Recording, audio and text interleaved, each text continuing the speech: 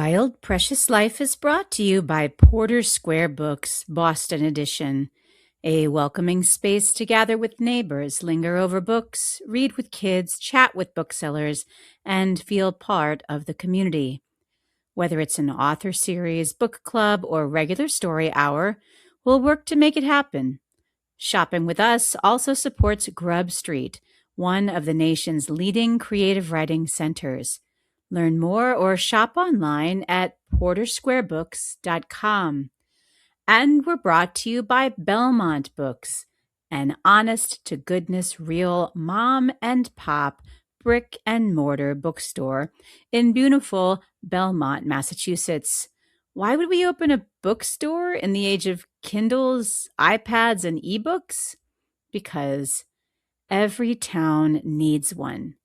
People still love to browse real books on real shelves. Traditional bookstores provide more help, expertise, and personal service than online ones. Small town stores are centers where people come together in the most impromptu fashion and exchange ideas and stories, make new friends, and find support. Plus, real bookstores often come with coffee shops. Stop by or shop online at belmontbooks.com. I had some favorite trees when I was a kid. There was a big crabapple in the neighbor's yard that was easy to climb, even for young people, and we made it into a kind of arboreal wonderland. We named each large branch after a nearby street, and each nook became someone's claimed home. Another neighbor had a set of close-together evergreen bushes that became cavernous and tunnel-filled in snow, and in winter we'd play tag and chase amid the floppy, snow-capped boughs. But most of my favorite trees were in our own yard. Every year for Arbor Day, Ella Canavan Elementary School sent home baby trees in milk cartons. Honestly, they were only a few inches high and mostly looked like sticks. I'm not a scientist, but I wouldn't be surprised if 99% of them ended up dead, untended, or chucked in wood piles. But our dad mostly planted ours. And by the time we sold that house where we grew up, several of those spindly sticks had grown taller than the electrical wires nearby. Probably my favorite tree of all was the 100-year-old maple in the front yard. My dad hung swings on its branches. Usually my sister and I took turns pushing each other, flinging the rough rope in a circle or offering wobbly underdogs. But on the rare days when Dad finished work early and caught us out front, he'd leave the car in the drive, keys still in it, and jog out to meet us. After he passed away, that's the image that stayed with me when I couldn't sleep. I was a child again, soaring, sunlight streaming through green, breeze in my tangled hair, and my dad was smiling 6 feet below. So you can imagine how interested I was to hear that writer Julie Carrick Dalton had written a new book in part about saving a tree. Julie Carrick Dalton is the New England-based author of The Last Beekeeper, longlisted for the Massachusetts Book Award, and Waiting for the Night Song, winner of the New Hampshire Writers Project People's Choice Award for Best Novel. A member of the teaching faculty of Drexel University's Creative Writing MFA program and a recent visiting lecturer at Tufts University, Julie is a frequent speaker on the topic of fiction in the age of climate crisis. Her writing has appeared in Chicago Review of Books, Newsweek, the Boston Globe, and other publications.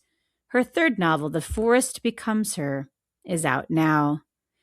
When she isn't reading or writing, you can probably find Julie digging in her garden, skiing, kayaking, walking her dogs, or trying to keep track of her 4 adult children. Julie Carrick Dalton, welcome back to Wild Precious Life. So great to be back with you.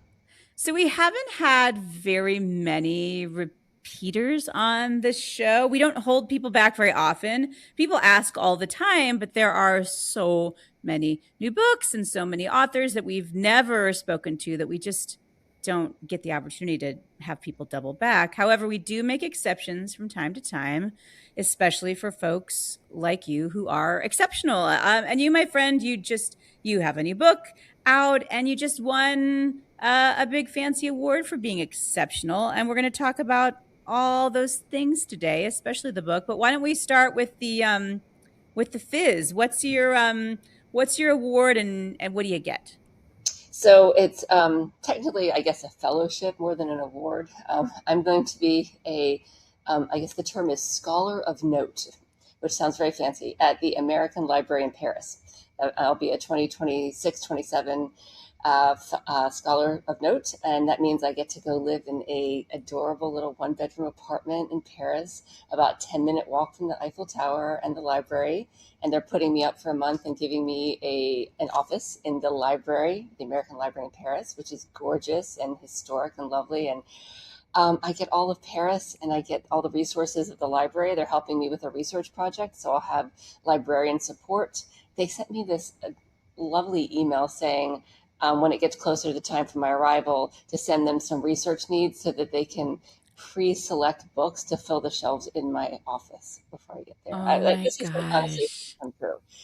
And all I have to do is do some public-facing, workshop or lectures, one or two during my whole month there, and write. I just have to go there and write, and just I be there. mean, you do that anyway. That's amazing. And the idea that someone is going to pre-select books for a shelf. What a dream come true. That's amazing. I would be tempted to select like every interest of mine, like how to turn cucumbers into pickles, and was Hemingway's second wife really as nasty as they say, or what? Like I would be tempted to do just an array of interests, but I suppose you're going there to work on a particular project. Yeah, I'm going there to study wine history um, because it's relevant to a book I'm working on. So I'm going to be doing, and they're also helping me facilitate research outside of the library, like connecting with experts and visits to vineyards. So the library is just kind of like being my one-stop shop for all the research for this project I'm working on, and I could not possibly be more excited to go live in Paris, and that's going to be amazing. That's fantastic. Okay, note to listeners who are applying for fellowships in Paris, it doesn't hurt, it sounds like, to include an array of wines in your application. That's great. I love that for you. Well, congratulations. I'm actually speaking to you from Chautauqua, New York, which some people call the Paris of New York. Not many people call it that. No, it's so though I look like I'm in a hostage situation here, I'm in an apartment at Chautauqua, which is where I'm a writer in residence. Again, not nearly as fancy as what you're talking about, but there is something about being removed from our day to day, right? That shaking us out of our routine to see a different view out the window, to breathe, whether it's rare air or, in my case, just very hot air, but also just a place that's such has a history of commitment to ideas. And when I think of Paris, I think of the long legacy of writers who've come through there, American expatriates, of course, but also just folks in cafes. That it's a place that really supports the literary community, as does Chautauqua. So I'm glad. I'm so glad for you. Congratulations again. Well, I'm excited for you too. Chautauqua's on my list of places I want to visit. We'll trade. Yeah, no, I'm actually, we should talk offline about that because you've got a new book out and they're always looking for writers in residence for the following season. And Yeah, so you'd be a great candidate, especially with your commitment to the natural world, which I think is something they're all about here, trying to live in synergy with the community, because Lake Chautauqua is, the hub of this place. And like many of our beloved ponds and lakes, it's struggling. It has had algae blooms in recent years. The phosphorus, the runoff from farms. We do need our farms, we need our communities, but figuring out, as I know you have a scientific mind, like when there's an algae bloom in a lake, whose fault is it? Whose job is it to fix it? How do we come together in any kind of agreement about the way forward? It's been fascinating to just listen to folks discuss that. So you have a new book out. It's called The Forest Becomes Her. And it is just like you, like it's your voice, right? I feel like you have a strong like I am the Laura because I speak for the trees. You always have a strong commitment to our relationship with the land and what we how we can live in synergy with our surroundings. I feel like you live those values, you write those values. But there's also, which we'll get to, there's some new elements that I've not seen in your work before that are quite dazzling. So let's just start with what itch were you trying to scratch in The Forest Becomes Her? Forest Becomes Her. It's set in Concord, Massachusetts. It's a contemporary novel, and it's about a piece of land, an old growth forest that was clear cut to build an eco-friendly housing community, which in itself is a little ironic. But it's about these three women who live in or next to this eco-friendly housing development. And these three women, one is 13, one's in her 30s, one's in her 50s, are all going through something in their life, some form of grief that is making them sensitive to the grief that the land is feeling, like the loss of the forest, the loss of the trees, and all the systems that go on under the soil, all the ecological connections that we're losing. And so it's a story about these women and their connection to the land, and more specifically, their connection to each other. It's a lot about loneliness and grief and seeking out connection between women, between the land, between the communities we live in. And it's also kind of an exploration of my own relationship to the land at different points in my own life. Yeah, so we meet Polly. She's the young girl.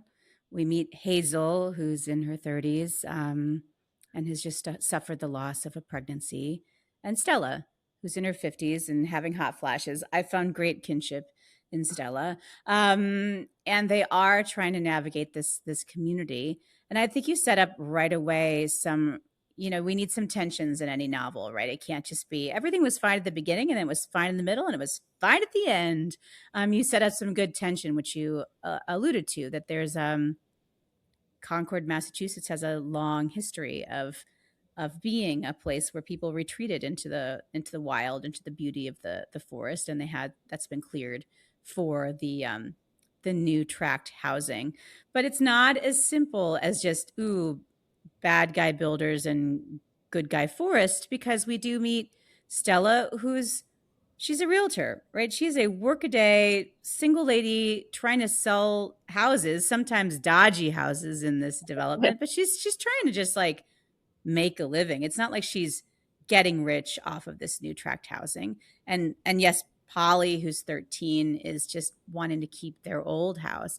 You always see that. I've seen that in my community when for us, they're called Ryan homes. The new Ryan homes come in, and there's always like that one older house that's just on the cusp of the Ryan homes. I lived in that house once in one of my communities, and I thought it was like the best of both worlds because I got the old barn and the old chicken coop and like the original wooden plank floors, but then my kids could ride their bike to the cul-de-sac. That's what I thought. But my kids were always like, why do we live here in this haunted house when we could live over there with the shiny aluminum siding and like the good trick-or-treating? And I don't fault folks for wanting to live in community, right? When we were buying our first house, we had like $4 to put down on that down payment. Yeah. And some of those tract houses are certainly, they feel affordable. But the question your book seems to ask is that what are we giving up and how much are we willing to give up, and when is enough? Because I'm not giving anything away. Early in the book, after this housing development has gone in, what's the very next thing they're talking about is, well, where could we put a new development? Where could we clear? So I haven't asked a question there, but maybe you could speak to some of those issues.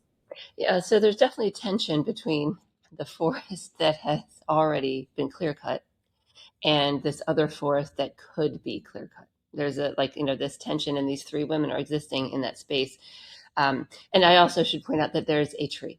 There's an old oak tree that's the only tree that survived the clear cutting that was used as like the centerpiece, like a photo op for the brochure for the housing development. And so this one oak tree survived the massacre, but it's struggling. And the three women, kind of like the through line in this story, is they're trying to save this one oak tree. Like the whole forest is gone, another one's at risk, but the focus of the story is saving a single tree.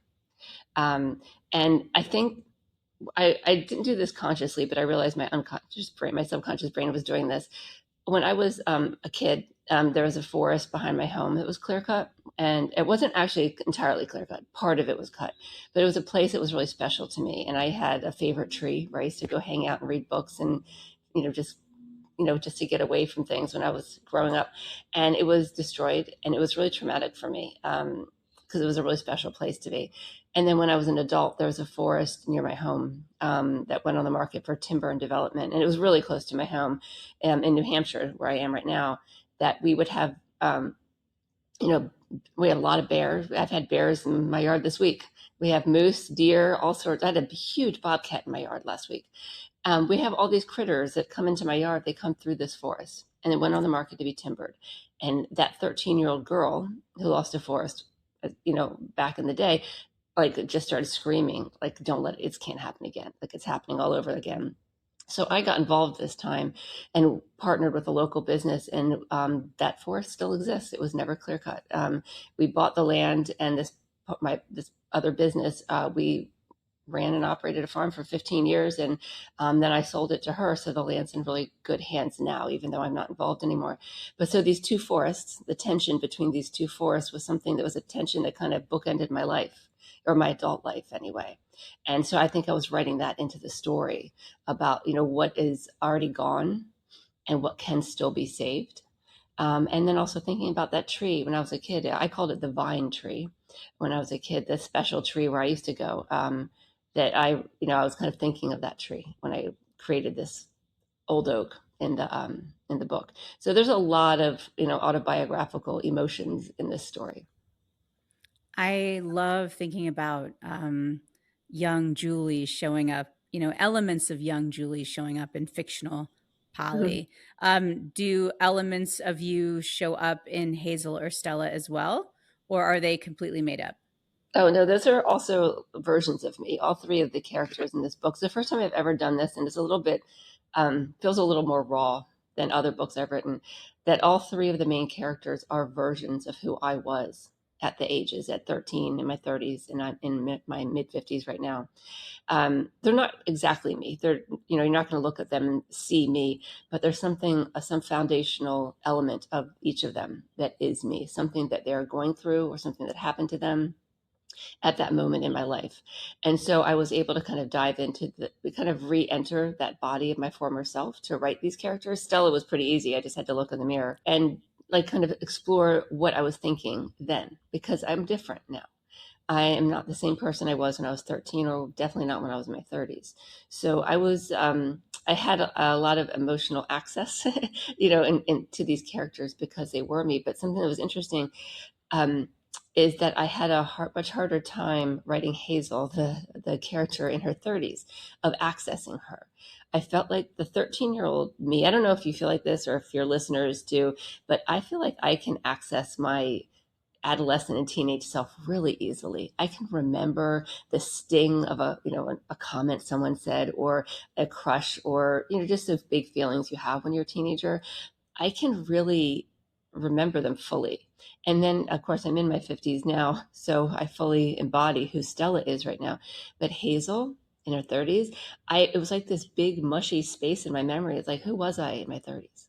Like, I don't think I knew who I was when I was in my 30s. I don't know that I thought about it. I had 4 kids, and they were all over the place. And I was working part of that time, and then I went part time and worked at home. Then I went back to school. It's a big blur. I don't know what I did in my 30s, but I wasn't thinking about big questions. I moved into a community when I guess I must have been maybe 28, maybe 30. I can't quite remember, but it was a housing development, brand new housing development built in a clear cut forest. When I was in my 30s, that was our first home. I thought nothing of it. I never once thought about what was there before the house, ever, until years later. Did I ever think about that? So I had to do a lot of work to go back into my former self, and also to give that former self a little bit of grace. I was just doing the best I could. I was making the decisions that made sense to me then. So it's easy to look back and be like, wow, how could I have bought a house and this beautiful piece of land that was clear cut? But wasn't contemplating those questions then.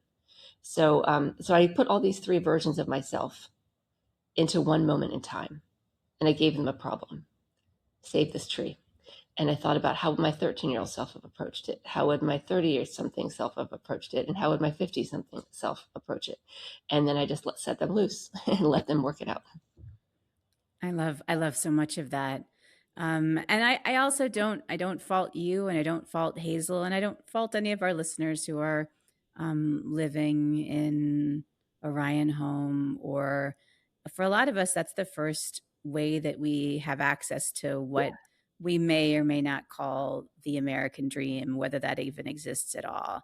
Like the idea, some of those, like you get to design your house, right? You pick a couple of facades, and you get to pick a couple of different what you can afford, and can you get the skylight or not. Like that it feels like the first adult thing, the first adult choice, or the first adult purchase that many of us with young families might have made.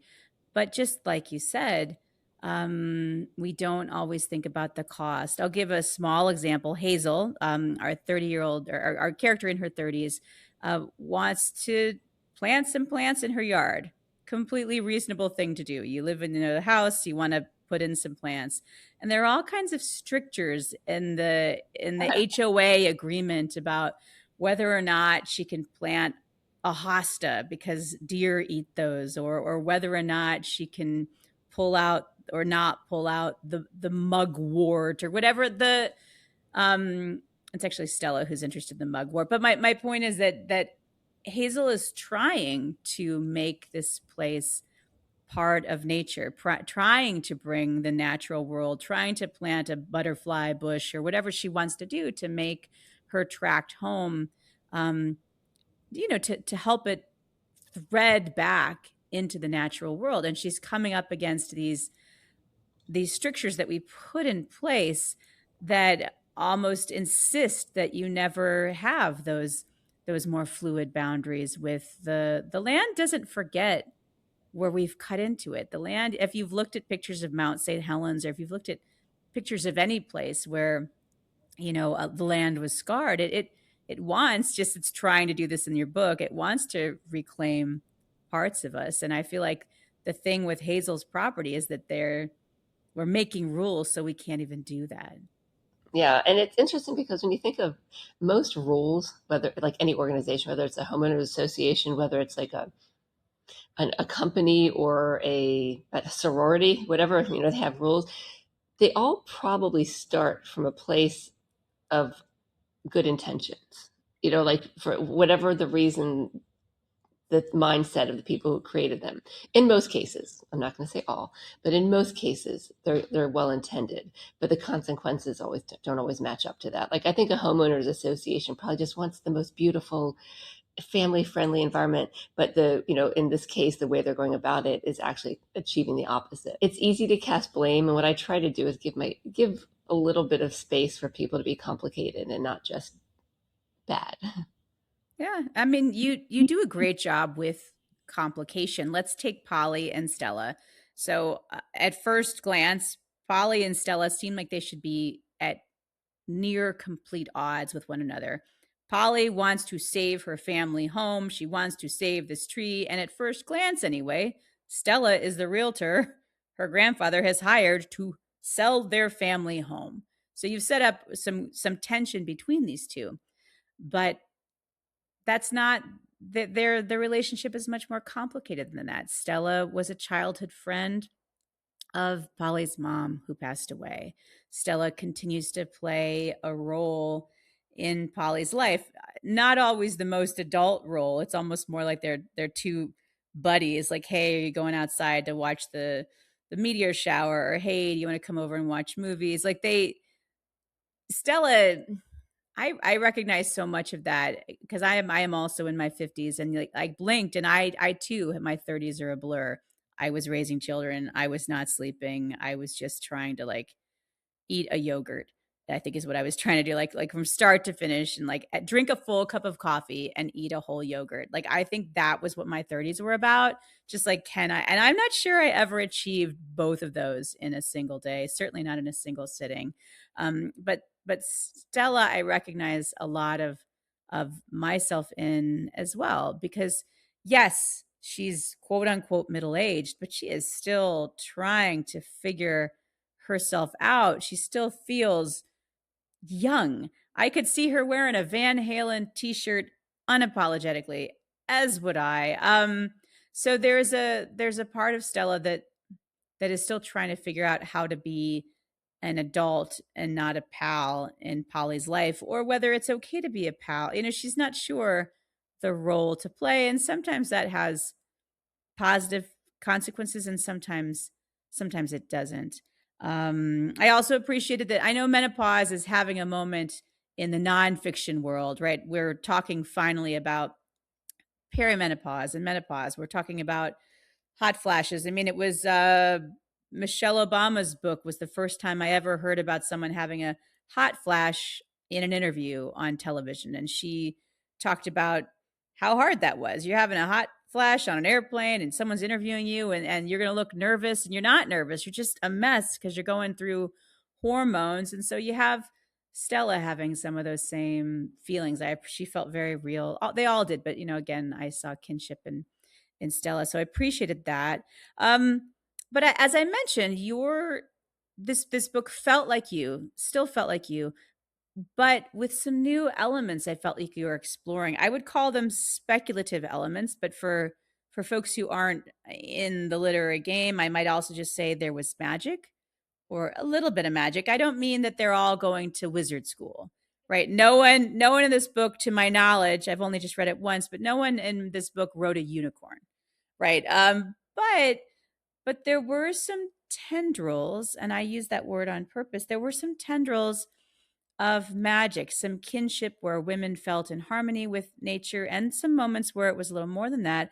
I'd love to know, I guess, how did it feel to try on that craft choice? When did it feel like a natural extension of the Julie Carrick Dalton brand? And when were you just like, I don't know? Like, what did it feel like to write some speculative elements into this book? It was really very fun. It was really liberating to just kind of let loose. And I had full buy-in from my editor, which made it feel really good, because a lot of, if there's writers listening, a lot of times when you write a novel, the publishing world wants you to stay in your lane. If you write rom-coms, that's what people know you for. You must continue writing rom-coms. Nobody wants you to write a horror novel. And so I was writing more, kind of book club, contemporary, like suspense novels. And I had never included any kind of magical realism elements before, but this idea um, of this interface between the human and natural world. And I say that, actually, I should put a little asterisk by that. I think humans are part of the natural world. I don't think we are separate from it. So it isn't like we're, that interface should be a little bit more expected. But what I did with this is having these women connect with nature in a physical, emotional, and psychological way. That for these, I mentioned that they're all experiencing some element of grief in their life. They're different for each of them, but their emotions are very raw, and they start in different ways to believe that they're being haunted by the forest. Whether that's real or not for each of the three of them, you'll have to read it to find out, but that they start to see signs that something isn't right between them and this shadow world of the forest that no longer exists is kind of encroaching on their reality. And it's different for each of them. They're not all experiencing the same thing. And it's kind of presented that maybe it's real or maybe it's not. And you don't really know until far into the book whether something's really happening or whether it's in their heads.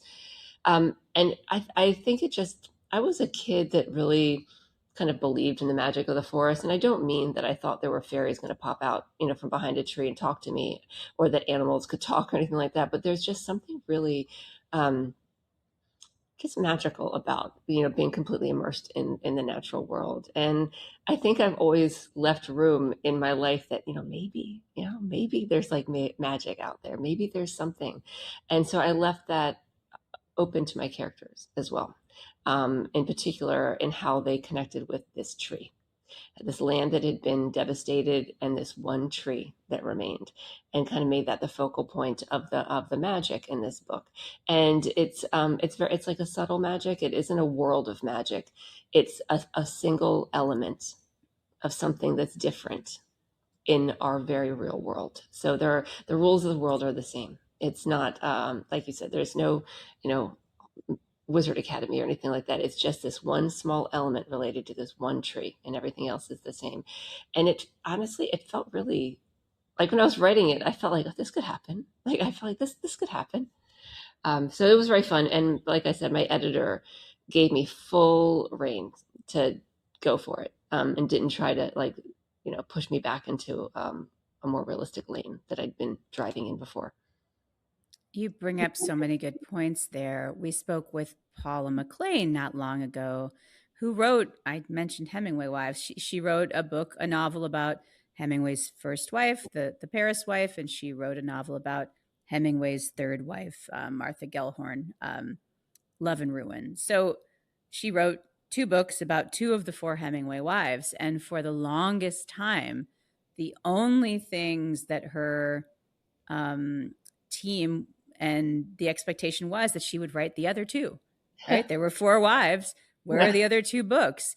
And instead, she wrote about a woman flying airplanes in Africa. Instead, she wrote other things. She wanted to write about like a thriller, but that took place in the Pacific Northwest. And she had real pushback about, well, you're really kind of known for writing Hemingway books. Maybe you should just stick to that. So the importance of as a writer having a team, and Paula has since written all kinds of things, but having a team that believes in your vision is so important as a writer. And it's if you're not receiving that, to be sure to not just ask, but even just demand, like, this is my creative work. This is the next thing for me. So I'm proud of you for dipping your toe in that, or even in some cases dipping your finger in that, because as you said, no one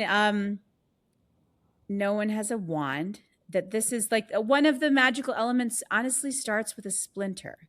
I Yeah. love that. Right? That I didn't see that coming. I just it just starts with a splinter, and I was kind of working on a hangnail. I was like, oh, I wonder if this could be something. I was just looking at myself and my body a little bit different, because the women in this book are in touch. Polly has lost her mother, and she's having moments, especially when she's outside um, near the big tree, but she's having moments when she feels like her mom is there.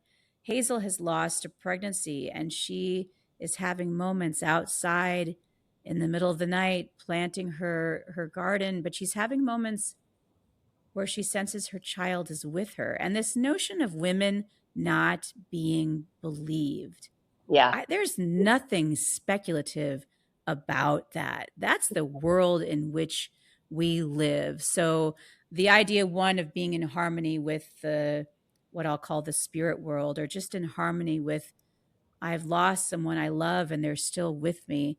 That is so beautiful and so true.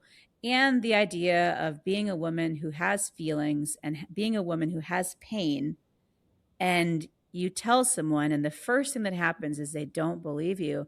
Yeah. That's the real world in which we live. There ain't nothing speculative about that. So you did this beautiful dance there. Hazel really experiences that, when she is having some physical manifestation of her, her grief and pain, and goes to the doctor, and she's having real symptoms, and they're like, maybe you should, talk to someone about this. Maybe, this is all in your head. Women get that a lot. And then Stella, with this splinter, downplays her own, with the splinter gets a little gross at some point. It's like festering a little bit, and she downplays it, and has trouble accessing medical help, When she calls to get an appointment, she can't get in to see anybody. And so I think, just women's bodies and our minds and how other people downplay our needs is definitely a part of the story for sure.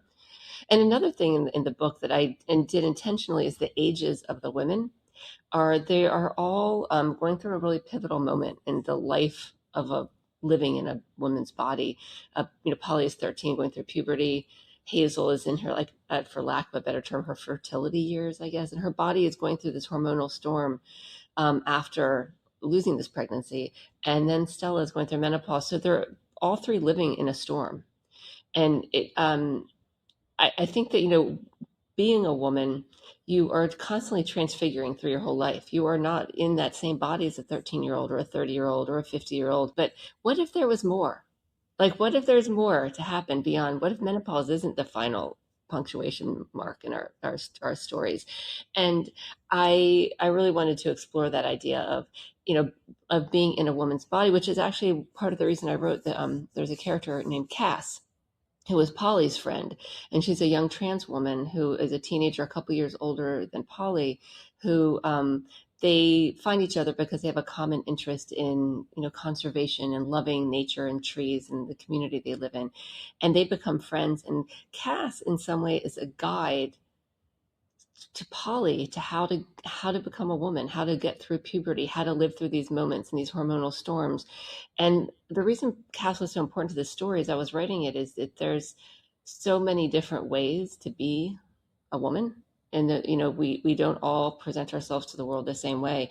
And having Cass in this story was really important to me because I felt like if I only presented these three points of view, was I saying this is how to be a woman? These are the three ways to be a woman. And Cass's role was very important in Polly's development. Um, and also she was our next door neighbor when my kids grew up. There was a family next door to us, and their child was really good friends with my son. She came out as a trans woman as a teenager, and they're still friends. And she was really helpful to me in developing the character of Cass. Like, she read the book for me. She gave me feedback and suggestions on ways to engage Cass in the story, and that was really helpful to me. And she isn't one of the three point of view characters, but to me, she was a really important part of the story. I like hearing about how you did that work as well. For folks not in the business, that's sometimes called a sensitivity reader. But if you're ever going to write a character that is not someone whose experience you inhabit, it's really, really important to do the kind of research where you're asking, did I get it right? And those can be big questions about bodies and lived experiences. They can also be smaller questions. Rebecca Mackay gives the example when she was writing The Great Believers, which takes place during the AIDS epidemic in the 1980s. Rebecca Mackay was not a gay man in Chicago in the 80s, and so she sat down with men whose lived experience that was, and she was really interested in, like, hey, texture, and let me know if I've gotten anything wrong here. And she was expecting feedback about, like, male sexuality, or the gay beach that the guys met at. And one guy was like, there's something not right here, and she's like, I want to fix it. And he's like, I don't think if you turn left on that street you could get a hamburger, like this. So he even, like, so she was getting a sensitivity read, but he was also helping her with, like, setting and realistic setting in Chicago in the 1980s. So when you invite someone in, in your case for Cass, but for any character that you're trying to figure out, that the reality and the texture for your novel, I think, should just be really furthered by that. I like that you did that. You also bring in, you even other themes. I'm thinking of Transcendentalism in Concord, Massachusetts. So I used to teach American literature. It's been a minute. And I've watched that Robin Williams movie, Dead Poets Society, more times than I will admit. But for folks who've been out of school for a while or don't watch late 80s, early 90s movies on repeat, who were the Transcendentalists? What did they care about? And why should we care about them still today? Yeah. So first, I'm going to have to back up and correct one thing. As Oh, a proud Bay Stater from Massachusetts, it's not Concord, it's Concord. oh, So, thank you so much. So it's not like the grape jelly. No, well, I call that Concord too. Yeah, Wait, you guys Concord. call it Concord jelly? Oh my, oh, I love that. Okay, so Concord, Massachusetts, like it's closer to, hey, I came and beat you in Yes, so chess. their high school had a T-shirt that said, "I came, I saw, I conquered," but it's like the high school name. Um, so as a Massachusetts girl, I have to correct that. Sorry. I appreciate that. Okay. Thank you so much. Concord, not Concord. Okay. Concord. So, yeah, who were the transcendentalists in Concord and around, and what did they care about, and why should we care about them? The Transcendentalists were, the most famous Emerson, Thoreau, the Alcotts, Lucy May Alcott, her father Branson Alcott, Nathaniel Hawthorne was involved. There were Margaret Fuller. This whole host of these characters you would recognize. Frederick Douglass came in and out of this, cross paths with them. So they had this ideology. The Transcendentalism came out of the Unitarian Church, and it was like this kind of break from religion related to the Trinity. And what they kind of believed in was that the divinity, however you want to define it, like exists in all nature. So it wasn't saying like God lives in a tree. It's just saying God lives in all nature. Like it's in the tree, it's in us, it's in everything around us. Um, and that was just that's one element of transcendentalism. So there's this essay by Emerson called The Oversoul, and I read that when I was just kind of coming up with the ideas for this book. And the Oversoul in Emerson's essay, it discusses this idea of kind of like, divinity existing in all of nature. And it really, I started thinking about that a lot, and thinking about the forest and the land, and not just, and even in like the soil and the rocks and stardust and all these things.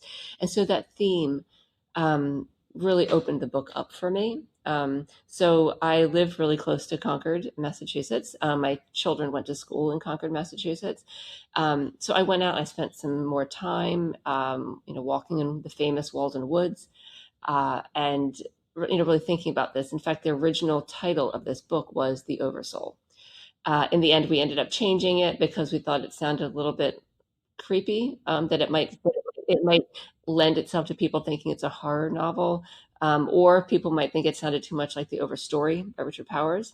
So we went with a different title, but it really did inspire the book. And the Transcendentalists, there are still books out there being written about them. There's a book that just came out this year, and I'm embarrassed I don't know the author's name, but it's called The Emerson Circle, which is such a great read if this interests you. It's about all these characters that I mentioned about, Margaret Fuller and, um, you know, Emerson, Thoreau, the Alcotts.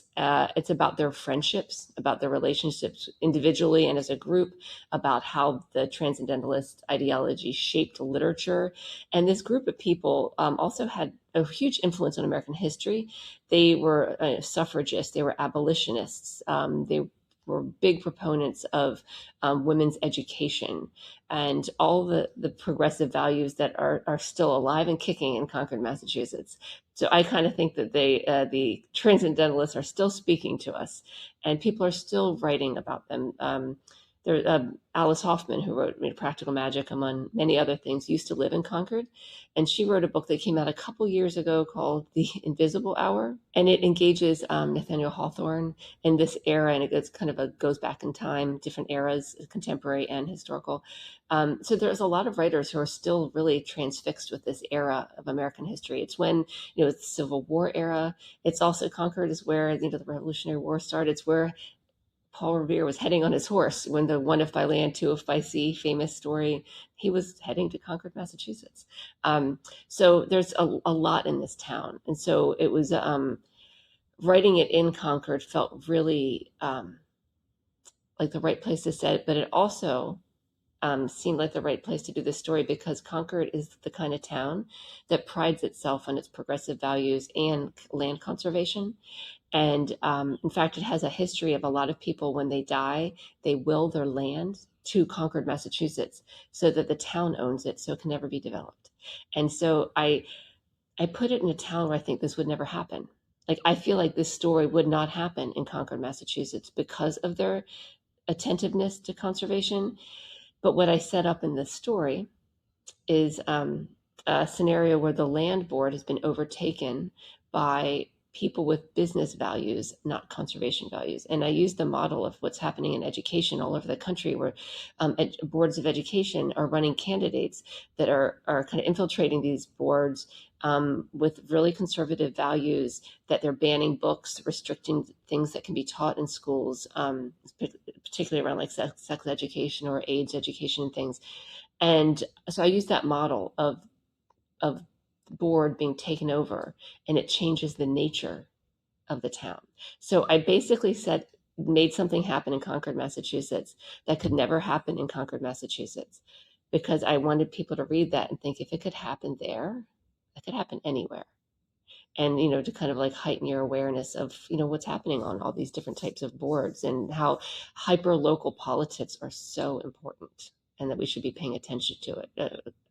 Land boards, conservation committees, boards of education are kind of the front line.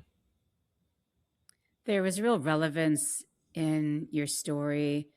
We, I don't know, we have these truths. You and I are speaking around a holiday weekend. We have these truths that we believe are self-evident. We Mhm. have these fixed points, or these ideas that we believe are true about ourselves, our community, even our nation. And I think we've been living in a time, well, I know we've been living in a time where we're watching some of those set points fall, some of those things we thought were true about ourselves that we would never stand for Yeah, fall. And the heartbeat in this story about personal responsibility in the face of these um, lurking threats, right? That, oh, it's one tree, Julie. It's one forest, Julie. Come on. It's like it's a couple of houses. Like, what's the big, that the domino effect of when we I don't know, I saw I saw links between this story and, Europe in the 20s and 30s. I saw the domino effects around the world, that what happens when you just let go of some of the things you value. It's really, really, really hard to ever get it back. We see that even with our Supreme Court, that we yeah. we let go of something that we all thought was true. In our case, that you got to be in charge of your body and I got to be in charge of mine. That we just took that for granted. That the choices you made about your own self were yours, and then that disappears, and we don't honestly know how to get that back. So I saw in this story of this one tree and these three fictional but not fictional women, I saw these threads, these tendrils, that it was a magic that wasn't just shooting back and forth between them, their interconnectedness, but the way this one novel really resonates with where we are in our country right now. And I know that that's, you never know when your book's exactly coming out. You don't always know the climate at which it's coming out. But there's real relevance here, Julie, and I appreciate the dexterity and the care you brought to it. I also like, you've got some fun like humor in the book. At one point, I think Hazel's like jiggling an antique replica doorknob. I was like, what's an antique replica doorknob? And I was thinking about it. I'm like, oh yeah, no, I know exactly what that is. That she lives in a new house, that somebody's like, let's get a plastic doorknob and make it look old. And of course it's breaking in her house. Just that the plywood that we use and try to make look like trim. Well, I there's tease, yeah, that was great. Well, in New England, and a lot of the towns in New England, like similar to Concord, but lots of them, the identity of the town is the history. The Revolutionary War, the Civil War, the literary history, the progressive, suffragist, abolitionist history. It's like the identity of the town, and so in a lot of places, there's whole businesses built on replica antique fixtures, on like antique looking nails to use in your floorboards, antique doorknobs, antique light fixtures. They're not antique, but they're replicas. And it's a whole industry of trying to make things look old but be new, which is kind of something that's going on in this book. Yeah. And in some cases it makes sense. the actual door would probably be $3,000 and the replica is probably 300. So I understand. But again, what are we losing? What trees have we cut down for the new one that we wouldn't have to cut down for the old one because it already exists? I also need to like fess up. I'm pretty sure I've purchased some of these things before. I live in New England. I lived in a really old home that that was we remodeled because it was the electrical work and the plumbing and everything was like a mess inside the walls, and we had to do a whole lot of work to rewire the house. And yes, we put in old fixtures that are not old. So I'm not casting judgment. I'm just highlighting that it's a thing. I'm not Yeah. judging people who use it because I've purchased some of those things on my own. Yeah. No, there I think there was lots of the specificity, the specific detail. I was teaching a class this week when we were talking about that James Joyce quote about in the specific is the universal, that when you bring me close up to any of these details of these homes or these people's lives, I am finding kinship in my own house and my own life because you've brought me up close to the mugwort plant. What does a mugwort plant look like? I meant to look this up. What is mugwort? Am I supposed to pull it out? Am I supposed to drink it? What am I supposed to do with mugwort? So, mugwort is like it's prolific. Once you've got it, it's really hard to get rid of it. So while I was writing this book, I had this weed showed up in my garden. And I would yank it and it would come back like a hydra. I'd pull one and 10 of them would be back in a couple of days. I'm like, what the heck is this thing? So I start doing some work. I'm taking pictures on my phone. You know how can I identify plants? I'm like, it's mugwort. I'm like, what the heck is a mugwort? And so I start researching a lot of like indigenous communities all over North America use mugwort as or historically have used mugwort. It helps with sleep. It helps relaxation, and specifically, it's known for helping with hormonal issues, with like PMS, cramps, menopausal symptoms, all these different things. And it so I started. This maybe is partly how the magic came into the story. All these things in my life were happening. I started to think maybe the mugwort's coming for me because I was just entering that phase of my life where maybe I need a little menopausal tea. And so I started, instead of fighting the mugwort, I started making tea out of it. And it has this like, it looks kind of ferny almost. It's a green, fluffy kind of thing. And it's not unattractive. It's just, if it's in the middle of your vegetable garden, you don't want it there, but it's not an unattractive plant. So now I have places that I'm just like, you go mugwort, and I just let it go. And so I've got a lot of mugwort now, but it's on the fringes. It's not in the vegetables anymore. But it almost smells a little bit like lavender, not quite like lavender. It has a pleasant smell, a nice kind of earthy taste. And so I now grow it, I dehydrate it, and I make tea blends out of it. I make a lot of tea. I'm a bit of a tea witch. I grow between 2 and 3 dozen different herbs and other like flowers and fruits that you can make tea out of, and I dry them and I make my own tea blends. And one of my favorite tea blends I make is called Menopausitivity, and it features mugwort. And so when it shows up in Hazel's garden, and Hazel connects with her lawyer Betsy, who is also growing it and making tea from it, and then she shares it with Stella, it felt like a really I felt like it showed up in my garden for a reason, and I needed it, and my characters needed it, and maybe you need it. So, Yes, I'll be over. Sign me up for that menopositivity tea. all right, That's fantastic. I'll grow you up a Uh yes, you're one of my favorite tea witches. Like, you really are. I love that you do that. I even if I didn't know you, I would have suspected that you were in these characters, and I love the way that these characters are in you. Oh, I could talk to you about your books all day, but we have to wrap. So we always wrap with some this and that. So you've been here before. You remember the drill. I'm trying to give you new ones though. Okay, All ready? right. Okay. All right, Ralph Waldo Emerson or Henry David Thoreau? Ooh, okay. I'm going to have to go with Emerson. One, I like the Oversoul, but also Thoreau has this legend of him living in the woods of, the Walden Woods, living in this cabin for a year in the middle of nowhere. But his sister brought him lunch and did his laundry every day. So I'm like gonna be like, nope, not that. I'm gonna go with Emerson. I think he was. Yeah. He was showing up at people's houses for sandwiches and barbecue. He Yeah, wasn't as far out there for as long as people yeah, think. he had his sister doing DoorDash every day. So Right. we're going to go with Emerson.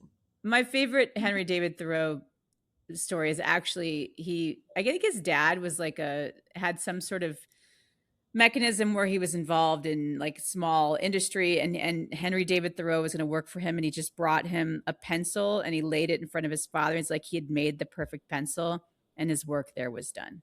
Yeah. He wasn't going to make any more pencils. Birch tree or maple tree? Oh, oh, that's just mean. I'm going to have to go with maple because I love maple syrup and I love the colors in the fall. I just love a good maple. Is the birch tree the one with the bark that I maybe recognize, or is it not? The tree has white bark, like Yeah. it looks like an aspen. I feel like that's one of the only trees I remember from my 5th grade leaf report. I'm sorry, Mrs. Robinson. I remember the ginkgo because I think that one's sort of like a fan leaf. Yeah. So Um, are the really really narrow, tall stalks with like kind of willowy branches. But a really fun fact is birch bark, like the papery bark, is spectacular material for starting a fire. It has these volatile oils in it, so that if you have birch bark and you're trying to light a fire, you're out in the wilderness trying to survive because you're lost in the woods, as you know, it happens to all of us. You can use birch bark to start a fire. all right, you heard it here, folks. Okay, then another tree question: hickory or hemlock? Hmm. Wow. I don't have as strong opinions about those two. Wow. Okay. So I'm going to go with hickory because I really love the kind of it's such a big old like fixture in American history, an old growth American forest, and we don't see them as often as we see some other trees. Although I do love a good hemlock tree. I have a lot of hemlocks on my property. Is hemlock the one I can murder with? Is that like a tree I can do? Tree. Yeah, this is yeah, but it is associated with the poison. But the hemlock tree is kind of like an evergreen tree that you could looks like a pine needles. In some cases, can be an excellent climbing tree, but you get a little sappy maybe on your a little sticky. Okay, I picked that duo because I realized I don't know what either of them look like, so I need to do some tree homework clearly because I picked those. I just like the H sound. This one has 4 choices: Meg, Joe, Beth, or Amy. Is that really a question? It's Joe, Joe, all the way Joe. I love Joe. And the scene when Amy burns Joe's novel manuscript is the most poignant thing I've ever read. It stuck me like it's like a knife in my gut. Like and that she forgave her. Like I love my sister, but if she burned my book, I don't know about that because it was not backed up on a computer in the iCloud somewhere. That was the only copy of her book. But that Joe being a writer and this like independent woman in a world that was not built for independent women. Oh, I love Joe. Oh yeah, I think almost every writer, every woman writer I've ever talked to. I've not asked that question, but maybe once before. But I think Joe was one of the first characters we saw ourselves in. Yeah. And I remember that scene as well. And the scenes, so many scenes like Meg burning Joe's hair with the curling iron, or when Marmee makes Joe forgive uh, Amy for doing that almost right away and is like, you shouldn't have such a bad temper. I'm like, she shouldn't set fire to my books. Yeah, I had a hard time taking Amy's side Yeah, ever, yeah, actually. yeah. She was a tough. Um, yeah, definitely. Goodnight Moon or the Very Hungry Caterpillar? Huh.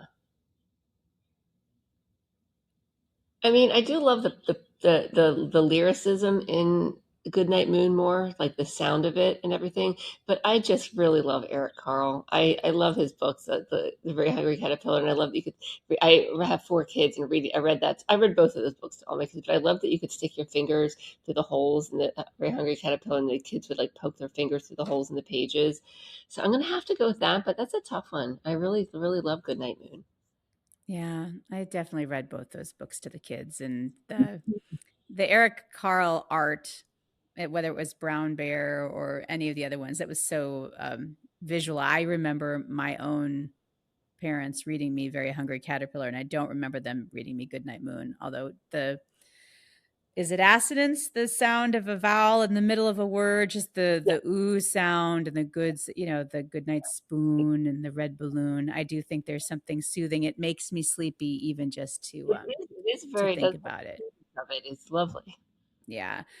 We always ask this question, and I'm trying to remember your answer and whether it's changed. So I'm actually going to ask this one again, which is we know that you are a writer and a brewer of witch tea. But if you weren't those things and if you had a little magic, what would you be instead?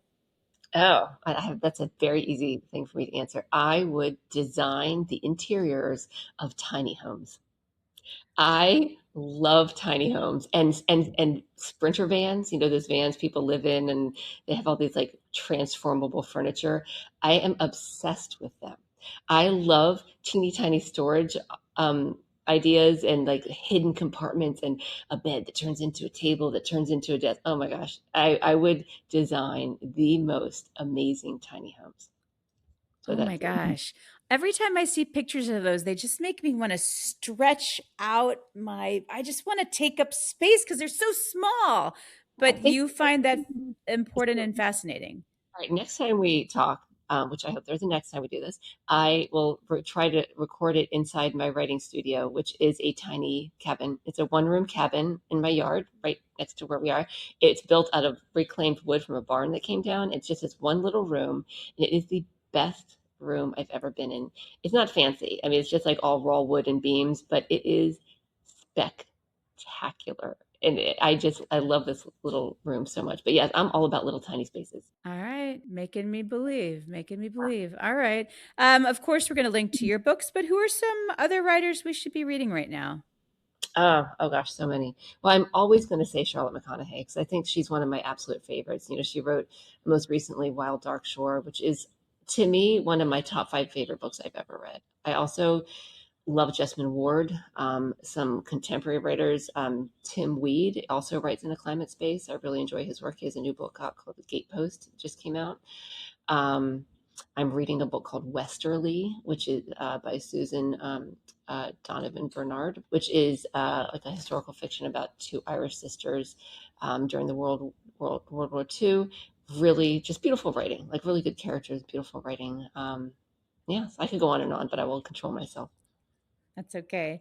Last one. If we were to snap a picture of you really happy and doing something you love, what would we see? Besides talking to you, uh, I would say I'd be in my little writing cabin. Honestly, it is the desk. My grandfather built it, and it was his desk in his lumber company. His whole life. The chair there is my grandmother's chair from when she was a school teacher.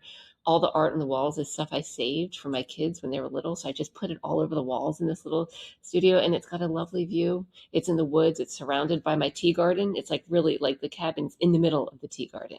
So everywhere I look out the window, sometimes I see I've looked out the window of that cabin and seen bobcats, bears, uh, lots of deer, porcupine. I've seen everything. So that is, I'd be writing, looking out the window at nature, and I would be the happiest girl in the world.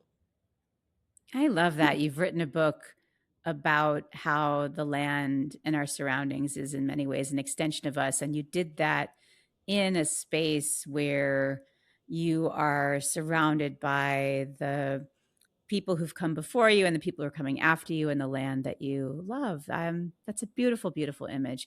Thank you so much for the gift of this book and this time. In The Forest Becomes Her, you've got this other line that one of the characters says, just because something is in your head doesn't mean it's not real. And I found myself coming back to that, the idea that what is real and what is make believe, what is my responsibility and what is yours, and how connected are we? And I think it's important to remember that we breathe the same air and that we walk the same paths and we climb the same hemlock trees, although I apparently don't know which ones those are. So I love knowing you and your wisdom and the care with which you bring to your work. Julie Carrick Dalton, thanks for being here today. Thank you so much. It's always a pleasure to chat with you. Thank you. Folks, we will link to The Forest Becomes Her and Julie's other books. And to everyone listening, we're wishing you love and light wherever the day takes you. Be good to yourself, be good to one another. And we'll see you again soon on this wild and precious journey.